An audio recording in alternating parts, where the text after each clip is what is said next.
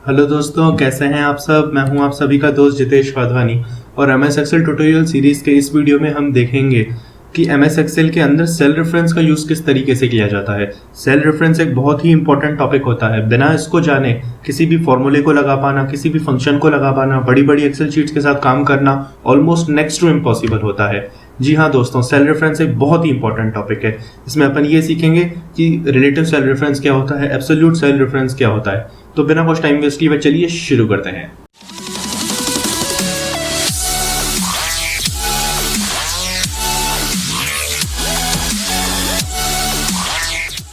तो दोस्तों, सबसे पहले अपन ये देखते हैं कि अपने को यहाँ पे एक मंथली बजट दे रखा है, ठीक है, जिसमें बिल्स हैं 3 महीने के, जनवरी फरवरी मार्च। जनवरी फरवरी मार्च महीने में अलग अलग चीज़ों पे, रेंट पे, कार पे, क्रेडिट कार्ड पे, फुड पे और फोन पे कितना कितना खर्चा हुआ है ये अपने को दे रखा है, ठीक है। तो अपन जनवरी का अगर टोटल निकालें तो वो क्या होगा, इक्वल टू का साइन दिस, प्लस का साइन दिस, प्लस का साइन दिस, प्लस का साइन दिस, प्लस का साइन दिस, और ये हो गया एंटर, ठीक। तो ये अपना आ गया जनवरी का टोटल, जो कि फॉर्मूला बार में दिख रहा है, B5 plus B6 plus B7 plus B8 plus B9, ठीक।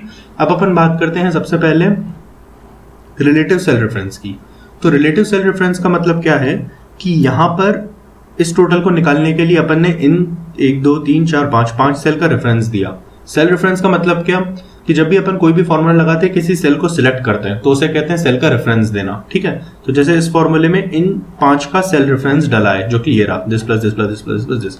अब अपन बोल रहे हैं रिलेटिव सेल रेफरेंस, तो इसका मतलब ये है कि जब भी मैं इस फॉर्मूले को ड्रैग करूंगा, चाहे तो हॉरिजॉन्टली करूं, चाहे तो वर्टिकली करूं, जब भी मैं इस फॉर्मूले को ड्रैग करूंगा, ये जो भी सेल रेफरेंस इसने ले रखे हैं उसी के अकॉर्डिंग बाकी के भी सेल रेफरेंसेस लिए जाएंगे। देखिए, इसको समझते हैं।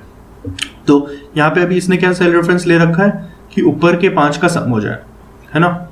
जो वर्टिकली मेरे ऊपर 5 डब्बे हैं, 1 2 3 4 5, इन 5 का सम हो जाए, ये इसका सेल रेफरेंस है। अब देखो, इसको अपन ड्रैग कर देते हैं इन दोनों पे, तो ऑटोमेटिकली इन लोगों ने भी यही फंडा ले लिया।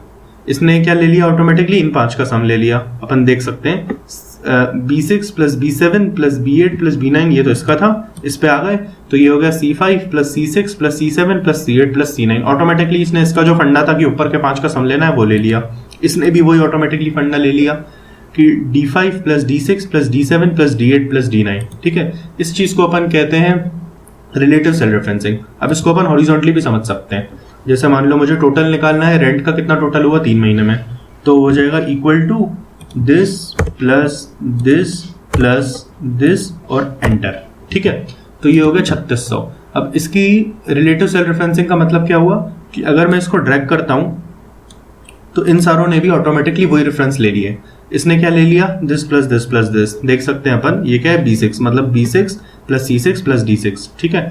इसने भी यही ले लिया। चलो इसको चेक करते हैं, इसने क्या लिया, B10 plus C10 plus D10, ठीक है। तो ये बहुत सिंपल सा रहता है रिलेटिव सेल रेफरेंस, कि जो आपका एक मेन फॉर्मूला है यहाँ पे जो था ये वाला, उसने जो रेफरेंस लिए हैं उसको आप ड्रैग करोगे तो बाकी सारी फॉर्मूलेज भी वही रेफरेंस लेकर के आंसर दिखाएंगे। यहाँ पे इसने ये लिया था तो बाकी सब ने भी वही करके आंसर दिखाया, ठीक है। ये हो गया अपना रिलेटिव सेल रेफरेंस। अब अपन समझते हैं एब्सोल्यूट सेल रेफरेंस क्या होता है। तो मान लो मुझे परसेंटेज निकालना है कि जो मेरा रेंट है, रेंट कितना परसेंट है टोटल का, तो इक्वल टू का साइन आएगा, रेंट का वैल्यू इतना है, डिवाइड का साइन और ये टोटल का साइन, ठीक है।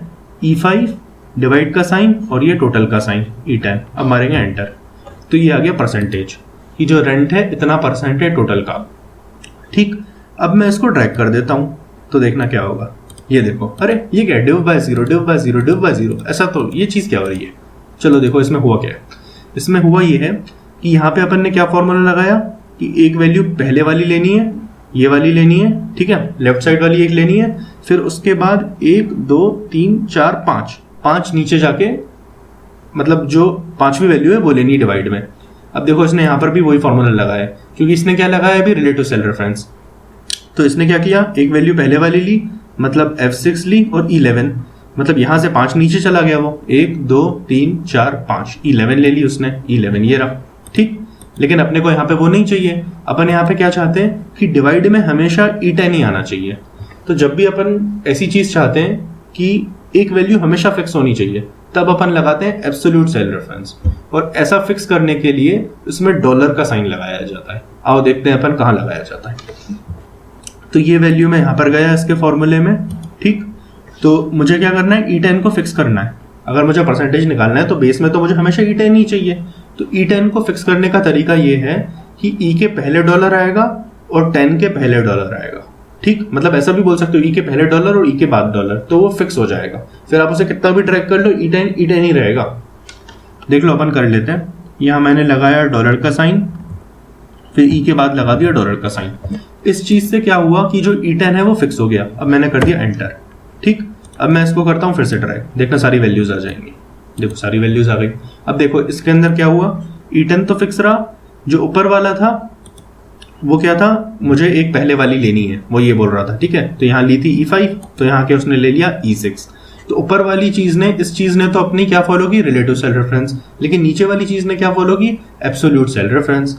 जैसे यहाँ पर आ जाओ तो यहाँ पे क्या फंडा बना होगा, E9 एक पहले का लेना है और डिवाइड में तो इसी को ही रखना है। देखो E9/E10। यहाँ पे आ जाओ तो एक पहले का लेना है, मतलब E10/E10 जो कि होता है 1, ठीक है।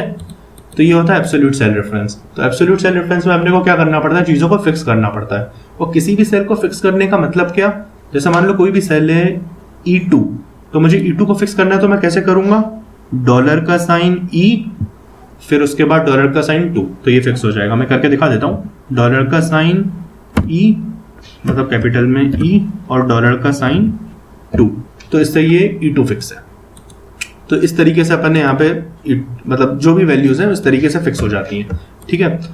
तो यही रहता है एब्सोल्यूट सेल रेफरेंसिंग और रिलेटिव सेल रेफरेंसिंग। तो कई बार अपने को रिलेटिव सेल रेफरेंसिंग लगानी पड़ती है सेम जब अपन चीज चाह रहे होते हैं, और कई बार अपन चाह रहे होते हैं कि एक कुछ वैल्यू फिक्स रहे, तो अपन लगाते हैं एब्सोल्यूट सेल रेफरेंसिंग। तो ये कंसेप्ट था। तो दोस्तों उम्मीद करता हूँ आपको सेल रेफरेंस अच्छे से समझ आया होगा। इसके बाद भी आपके पास कुछ डाउट्स हैं, कुछ क्वेरीज हैं, कुछ क्वेश्चंस हैं, कुछ भी ऐसी चीजें जो समझ नहीं आ रही है, तो उसको आप नीचे कमेंट सेक्शन में मुझसे पूछ सकते हो। मैं उसका आंसर देने की कोशिश करूंगा।